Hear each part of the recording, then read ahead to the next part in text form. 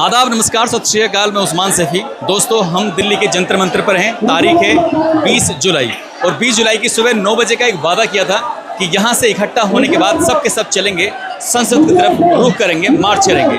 लेकिन इन्होंने इतनी कल्पना नहीं की थी जितनी भीड़ यहाँ पर जुट गई है।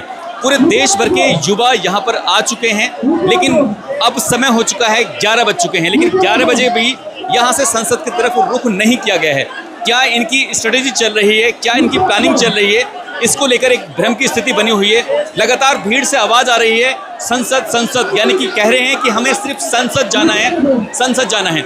इधर ये भीड़ बिल्कुल बेकाबू जैसी स्थिति हो रही है। अभी हाल ही में एक एम्बुलेंस इसमें आई थी। एम्बुलेंस के बारे में बताया जा रहा है कि सोनम वांगचुक को शायद लाया गया है। अब अगर सोनम वांगचुक जी यहाँ पर आए हैं तो वो इस भीड़ के बीच में अगर आ गए हैं तो जाहिर सी बात है इस भीड़ को काबू करना बहुत आसान हो जाएगा। यदि वो नहीं आए हैं तो शायद इनके लिए और भी मुश्किल हो जाएगा, क्योंकि जितनी भी जनता है, जनता ने एक जिद पकड़ी हुई है। जिद ये है कि हमें संसद जाना है, चाहे कुछ भी हो जाए। यहाँ बीच में चंद्रशेखर आज़ाद भी आए थे, उन्होंने भी स्पीच अपनी दी। मित्रा भी इसमें आई थी। साथ ही यहाँ पर संजय सिंह ने भी, योगेंद्र यादव, तमाम यहाँ पर नेता नगरी आई, उन्होंने अपने अपने स्पीच दी। स्पीच देने के बाद यहाँ से अपना आराम से निकल गए। जो फिल्म एक्टर हैं जिनका नाम प्रकाश है, प्रकाश राज भी यहाँ पर मौके पे मौजूद थे, उन्होंने भी आकर अपना स्पीच दी, लोगों के बीच में आए, अपनी बातचीत की। लेकिन अभी इस जनता में एक भ्रम की स्थिति बनी हुई है। ये जनता समझ नहीं पा रही कि आखिरकार इनके आगे क्या इनके लिए दिशा निर्देश हैं, क्या नहीं है। लेकिन भीड़ जिस तरह से बेकाबू हो रही है, धक्का मुक्की हो रही है, लोगों को सांस लेने में दिक्कत हो रही है।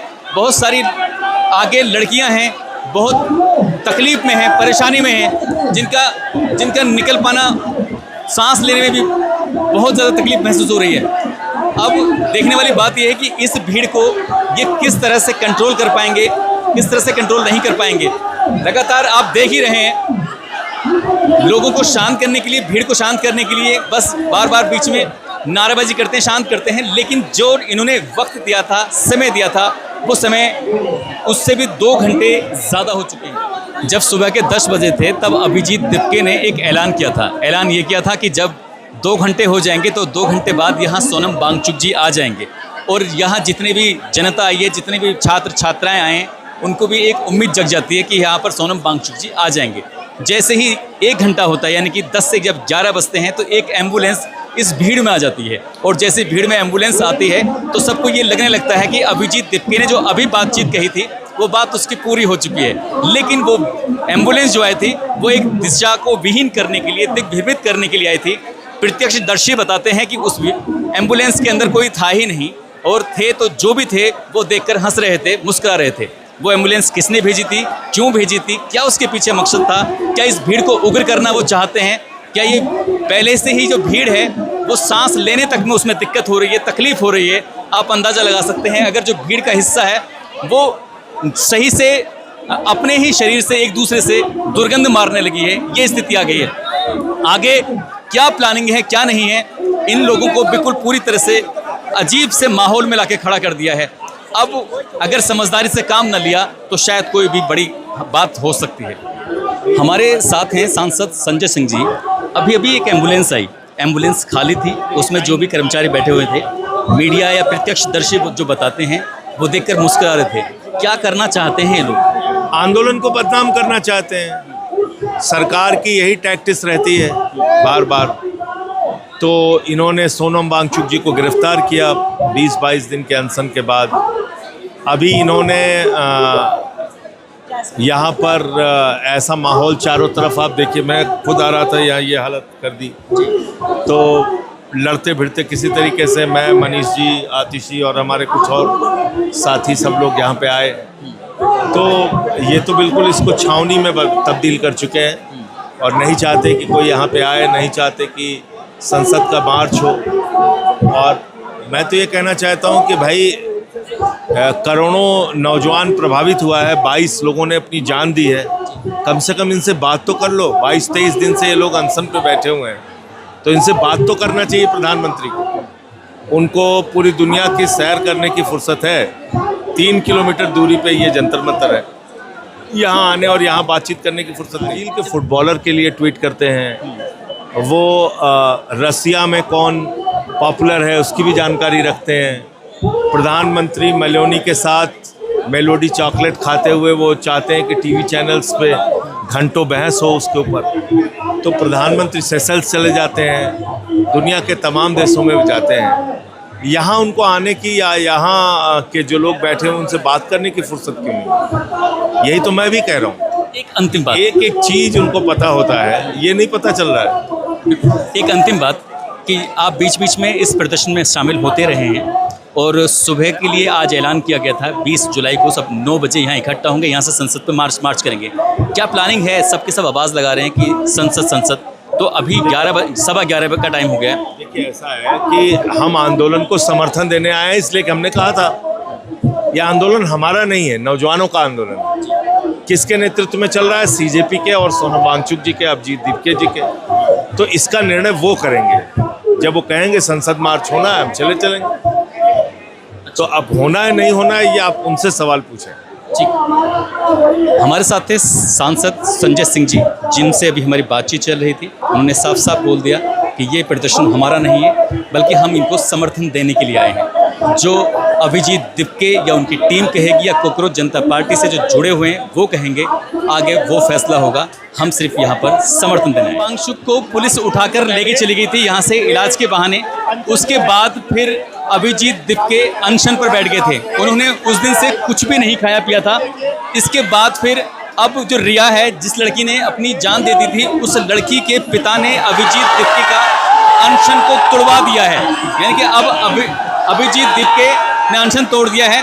अब यहाँ से ये ऐलान करेंगे कुछ देर के बाद संसद जाने के लिए, क्योंकि अब इन्होंने बोल दिया है अनशन तोड़ते ही।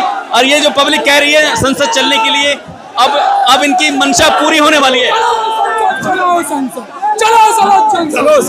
गांधी जी का जयंती है, गांधी जी। इधर जयंती ने भी बोल दिया है, उधर से भी ऐलान होने वाला है। अभी हम गांधी जी के रास्ते पे चल रहे हैं, इसलिए धर्मेंद्र प्रधान इस्तीफा दे दो। नहीं, जिस दिन हम लोग भगत सिंह के रास्ते पे आ गए, उस दिन संसद छोड़ के भागने का नौबत आ जाएगा। मोदी योगी सभी बीजेपी के नेता हो। जैसे कि आप देख सकते हैं, अभिजीत दिपके ने ये ऐलान कर दिया है कि हम संसद जाएंगे, शांतिपूर्ण तरीके से जाएंगे।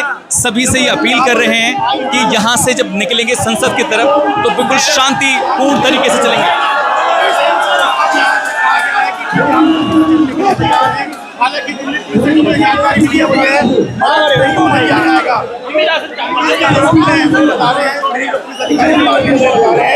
कि जिस जगह पर मार्च करने में छोटी लगेगी, अभी लोग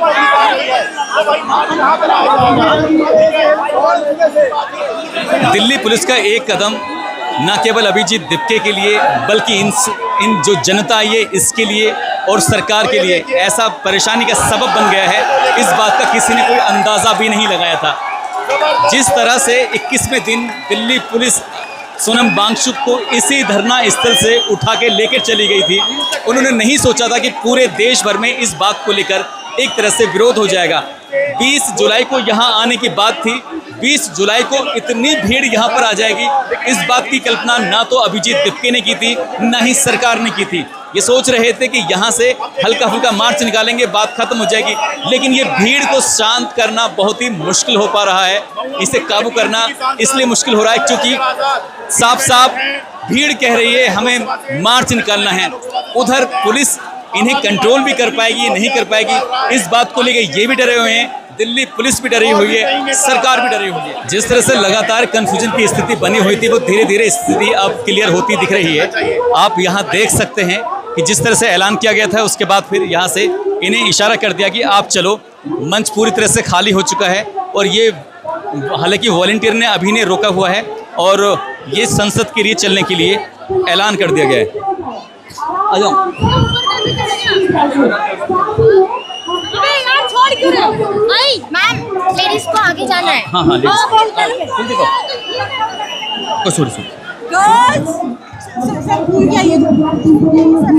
अरे पत्रकार है, ऐसे एक को जाने दे रहे हो फिर उभरे हो, ये भी गलत बात है ना। कुलदीप भाव पत्रकार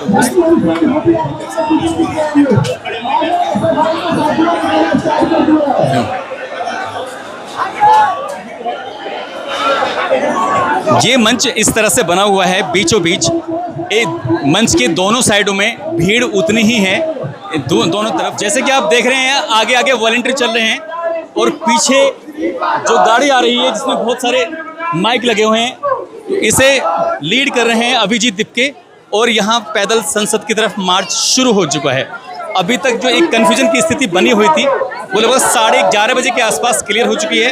अब यहाँ से धीरे धीरे सबके सब जितने भी युवा हैं वो संसद की तरफ कूच कर रहे हैं। अब देखने वाली बात यह है कि ये आगे कितना बढ़ पाते हैं, कितना नहीं, क्योंकि पुलिस ने भी अपना, फोर्स ने भी अपना पूरा इंतजाम कर रखा था। नहीं चलेगी, नहीं चलेगी। देना होगा, देना होगा, देना होगा, देना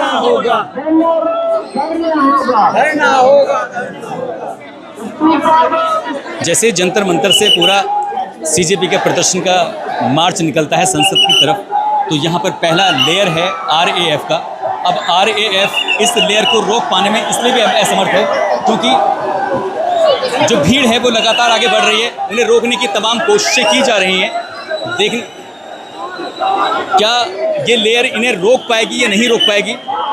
और प्रदर्शनकारी आने के लिए जिद कर रहे हैं, जद्दोजहद कर रहे हैं। आप देख सकते हैं चारों तरफ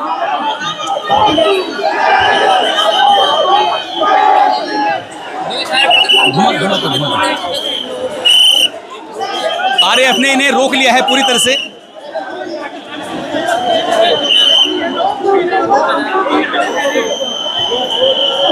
ऑफिसर्स का मीडिया से भी विवाद हो गया है।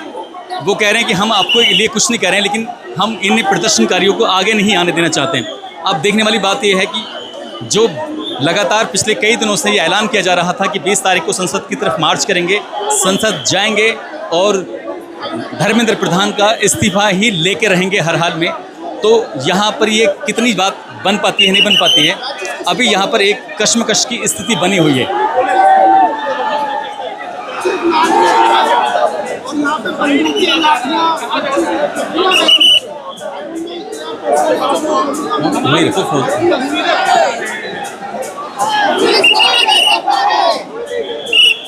पुलिस को आगे करता है।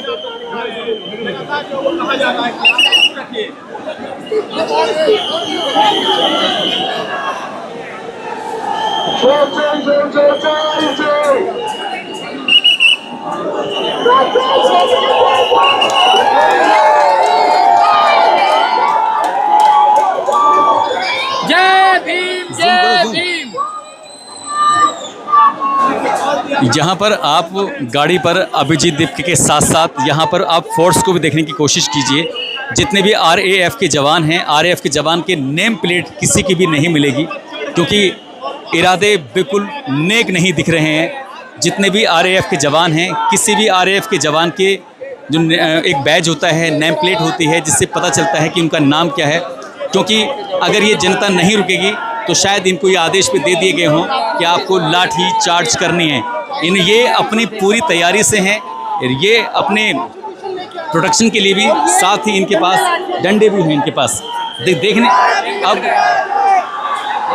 एक बार फिर से भीड़ निकल चुकी है और आओ साइड में।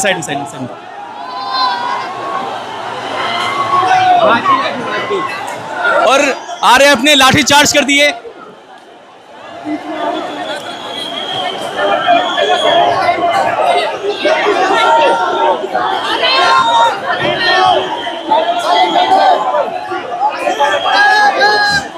आरएएफ ने लाठी चार्ज कर दिया। भगदड़ की स्थिति हो गई है।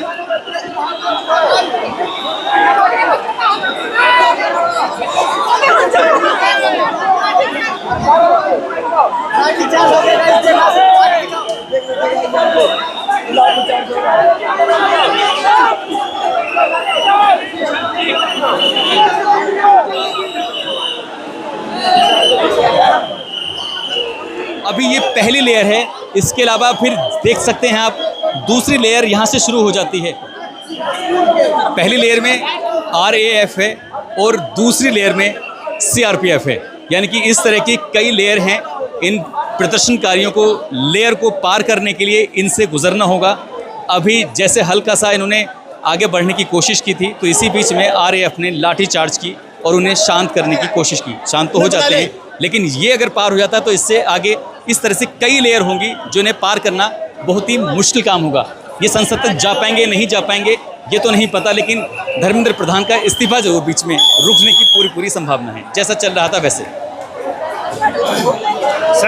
सर आप देश के सिपाही हैं, आपने डंडा का इस्तेमाल नहीं करना है आज, ठीक है सर। कुछ भी हो जाए प्यार से सबको समझाने की कोशिश, सब किसी के बच्चे हैं, किसी को मारना नहीं है सर, ठीक है सर। 11:05 के आसपास जंतर मंतर से ये छात्रों का पूरा संगठन यहाँ से चलता है संसद की तरफ मार्च करने के लिए। पहला ही बैरिकेडिंग होता है, यहाँ RAF पूरी तरह से तैनात थी। जब यहाँ इकट्ठा होते हैं तो फिर ज़बरदस्ती जब करने की कोशिश की जाती है तो हल्का फुल्का एक बल प्रयोग किया जाता है।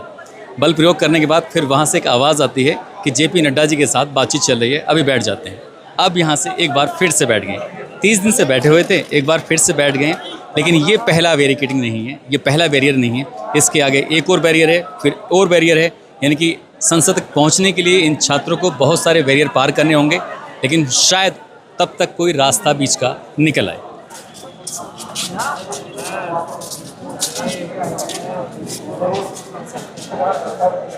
ये हैं युवा और इन्हें देखकर आप अंदाज़ा लगा सकते हैं कितने पेशेंस के साथ बैठे हुए हैं। जिस तरह से इनसे कहा गया था बड़ी शांति के साथ, तो ये अपनी शांति के साथ बैठे हुए हैं, बड़े इत्मीनान से बैठे हुए हैं। बस इनको इंतज़ार है धर्मेंद्र प्रधान के इस्तीफे का, और इसीलिए जब इनसे कहा जाता है तो ये आराम से बड़ी खामोशी के साथ बैठ जाते हैं। जहाँ जिसको जगह मिल रही है वहाँ बैठ जाते हैं। जैसे कुछ लोग पेड़ पे बैठे हुए हैं, कुछ लोग बसों पर बैठे हुए हैं, कुछ लोग अपने आराम से इस कबाड़ पे बैठे हुए हैं, तो कुछ लोग इधर इस गाड़ी में जो संसद की तरफ रुख कर रही थी, इस गाड़ी में बैठे हुए हैं। बस सभी को एक इंतज़ार है, एक तसल्ली है, एक दिलासा दिया जा रहा है कि देख लेना जल्दी ही धर्मेंद्र प्रधान इस्तीफा दे देंगे। ये वाकई एक तरह से कह सकते हैं, एक तरह से कि पूरी तरह से ये हठ धर्मिता है सरकार की, और सरकार झुकने को तैयार नहीं है। लेकिन ये छात्र हैं, बड़े पेशेंस के साथ सुबह अपने घर से निकले बिना कुछ खाए पिए, बिना किसी शोर शराबे के, ना इनके पास पानी है ना कुछ खाने को है, लेकिन फिर भी इनका गुस्सा अभी बिल्कुल शांत है। पता नहीं सरकार कब तक और कितना इम्तहान इनका लेना चाहती है और ले रही है। ये भीड़ बड़ी कमाल की है। कमाल की इसलिए है कि सुबह से ना कुछ खाया है ना पिया है, और कोई गुस्सा नहीं है, बहुत ही शांत। हमने अभी आपको दिखाया किस तरह से रास्ते में बड़े आराम से इत्मीनान से बैठे हुए थे, लेकिन सरकार ने कमाल कर दिया है। इतनी हठ धर्मिता किसी काम की कि जो एक ज़िद पर अड़ी हुई है। अरे बच्चे कुछ कह रहे हैं तो इनके पास आकर कम से कम इनकी बात तो सुन लेनी चाहिए। लेकिन बहुत अजीब सरकार है, अजीब लोग हैं। उत्तर प्रदेश हाथरस के रहने वाले हैं, ऋतिक इनका नाम है। नाम के पीछे रोशनी भी लगाते हैं, और दिल्ली के जंतर मंतर पर चले आए प्रदर्शन करने के लिए, वो भी बिल्कुल अकेले। लेकिन एक बात बड़ी हैरान करने वाली बात यह है कि जब पुलिस प्रशासन को ये सिखाया जाता है, बताया जाता है कि किस तरह से पेश आना है, आपको कहाँ पर लाठी भांजनी है ना कि मारनी है।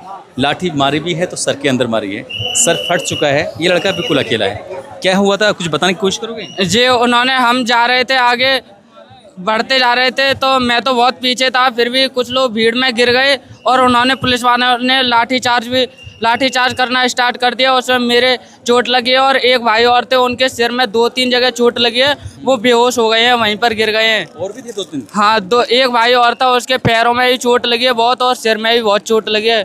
वो आ नहीं सकता है, शायद उसको और कोई भाई लेके आ रहे होंगे। और मेरे को एक भाई लेके आए थे, मेरे सिर में भी बहुत चोट लगी है और मेरे हाथों में, जांघ में यहाँ पर चोट लगी है, लेकिन उससे इतना ज़्यादा प्रॉब्लम नहीं है जितना सिर से है मेरे। तो तुम ऐसा क्या कर रहे थे जिन्होंने लाठी मारी? हम तो अपना आगे जा रहे थे प्रोटेस्ट करते हुए, और सभी भाई बहनों के साथ। तो उन्होंने, मैं तो बहुत पीछे था गाड़ी के पास, उन्होंने भीड़ में गिर गए थे, तो उन्होंने कह रहे थे कि भागो भागो, और हम उठ के भागने लगे, फिर भी वो लाठीचार्ज करते आ रहे थे। वाकई तो एक तरह का वहशीपन हो गया। एक बालक, इसकी उम्र ज़्यादा भी नहीं होगी, ज़्यादा ज़्यादा 19 साल या 20 साल के आसपास। 17 साल की उम्र है इसकी, और वो मारना ही था तो टांगों में मार सकते थे, लेकिन लाठी भी मारी तो फिर सीधा सर में। सर फूट चुका है, अकेला अपने घर से आया है इस प्रदर्शन में शामिल होने के लिए। है ना बड़ी अजीब बात। कम से कम कुछ कहने की स्थिति में नहीं। 80 चुटकी 90 ताल, रगड़ के पीड़ा मुंह में डाल। अभी हम लोग जब आए तो चचा मियाँ अपना पीड़े को रगड़ रहे थे। जब इनसे पूछा गया कि आप क्या यहाँ पर चौकीदार हैं, उनका नहीं, मैं चौकीदार नहीं हूँ, बल्कि मैं इन बच्चों के साथ इनके इस प्रदर्शन में शामिल होने के लिए आया हूँ, इन बच्चों की आवाज़ बनने के लिए आया हूँ। बाबूजी आपका नाम क्या है? श्रीमान भैयालाल कोल, ग्राम मागी, त्योंथर, जिला रीवा, मध्य प्रदेश। जिला रीवा, मध्य प्रदेश। जी। अच्छा, तो आप भी इन बच्चों के साथ शामिल होने के लिए आए हैं? जी। तो आपको पता है ये बच्चे क्या मांग कर रहे हैं, क्यों यहाँ बैठे हैं? स्कूल की मांग न्याय हो, जहाँ शिक्षा नहीं मिल रही है।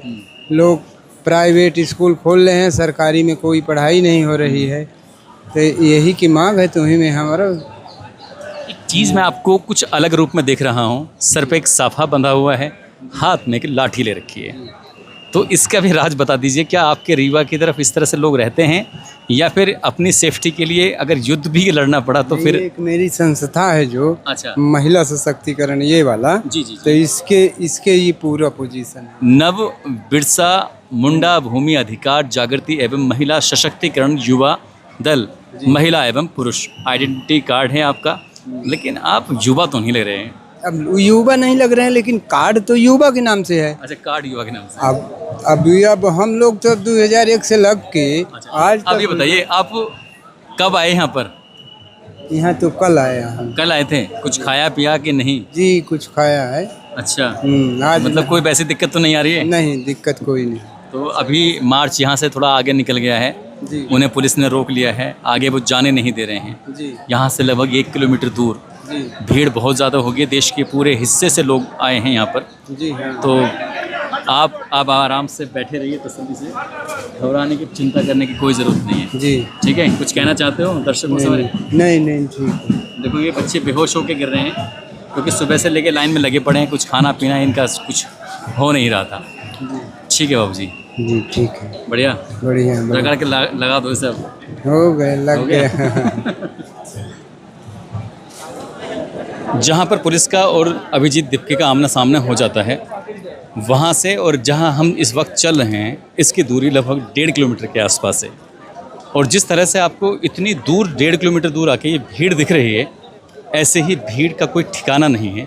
अभिजीत दिप्के ही नहीं, बल्कि सरकार ने भी और विपक्ष ने भी, किसी ने भी उम्मीद नहीं की होगी कि इतनी भीड़ यहाँ पर आ जाएगी। इस भीड़ को कंट्रोल करना, और सबसे दिलचस्प यही है कि कोई किस तरह का कोई बवाल नहीं, कुछ नहीं, शांति बनी हुई है। लेकिन हाँ, बीच बीच में कहीं जब पुलिस से प्रदर्शनकारियों का झड़प हो जाती है, तो उस झड़प के बाद फिर कहीं कहीं लाठीचार्ज करनी पड़ती है। लाठीचार्ज करने में कई लोगों को चोट भी हुए हैं। जैसे हमें पीछे एक लड़का मिला था जिसका नाम ऋतिक रोशन था, जो कि उत्तर प्रदेश के हाथरस का रहने वाला था। आप इस भीड़ से ही अंदाज़ा लगा सकते हैं कि लोगों में नीट परीक्षा ही नहीं, बल्कि सरकार की मंशा को लेकर किस कदर गुस्सा है, किस कदर लोगों में उबाल है।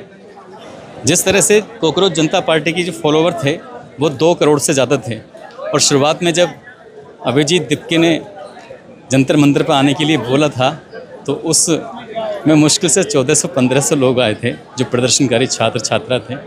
लेकिन आज इस भीड़ को देख के आप अंदाज़ा लगा सकते हैं कि वो फॉलोवर फर्जी नहीं थे, ये फॉलोवर असली हैं। सरकार ने अगर अभी भी नहीं समझा, अभी भी इसके बारे में अगर सीरियसली कदम नहीं उठाया, तो ये भीड़ हो सकता है बढ़ जाए, और ज़्यादा बढ़ जाए। फ़िलहाल आप जंतर मंतर से करीब 1.5 से 2 किलोमीटर दूर का ये दृश्य है, तो पूरी दिल्ली की हालत क्या रही होगी। लोग सड़कों पर इस कदर उतर आएंगे, सोचा ही नहीं होगा इन लोगों ने। लेकिन ये दोपहर के 1:25 के आसपास का वक्त हो चुका है, लेकिन अभी तक भी सरकार की तरफ से कोई पॉजिटिव रेस्पॉन्स नहीं आया है। अब हम जंतर मंतर से बहुत दूर, यानी कि कनॉट प्लेस की सीमा में एंट्री कर चुके हैं, और मैं आपको कनॉट प्लेस का वो एरिया दिखाता हूँ। एक तरह से कनॉट प्लेस को, उस एरिया को पूरी तरह से जैसे कब्जा सा कर लिया हो जैन जी ने। तो वहाँ आप एक बार जूम करने की कोशिश करो, हालांकि हम धीरे धीरे वहाँ चल ही रहे हैं। इतनी भीड़ की वाकई किसी ने कल्पना नहीं की थी, जितनी भीड़ यहाँ पर जमा हो गई है।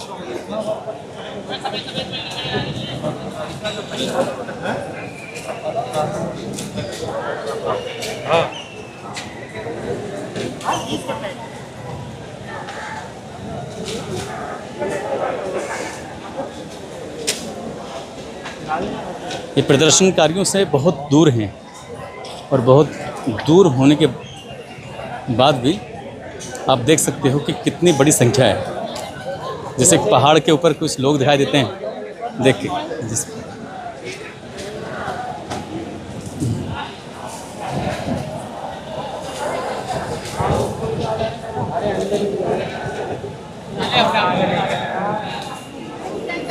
यहाँ तो और भी ज़्यादा लोग हैं, बाप रे। सुनो रिकार्डिया, तुमको जो बोलना है बोलो। ठीक है, ये कनॉट प्लेस का गोल चक्कर है और गोल चक्कर के पास में ही आप देख सकते हैं किस तरह से लोगों की, इन छात्रों की भीड़ जमा हुई है। और ये उस प्रदर्शन से, जो मुख्य प्रदर्शन हो रहा है उससे लगभग 1.5 से 2 किलोमीटर पहले हैं, दूर हैं। जब यहाँ भीड़ का ये आलम है तो वहाँ भीड़ का आलम क्या होगा, क्योंकि वहाँ हम बहुत ज़्यादा मात्रा में दिखा नहीं सकते थे, लेकिन ये एक तरह का खुला मैदान है और खुले मैदान का ये हाल है। तो आप इस बात से अंदाज़ा लगा सकते हैं कि वाकई ये हैरान करने वाला वाक़या है और कोई इस बात की कल्पना नहीं कर सकता था कि दिल्ली के जंतर मंतर पर इस कदर भीड़ भी हो जाएगी।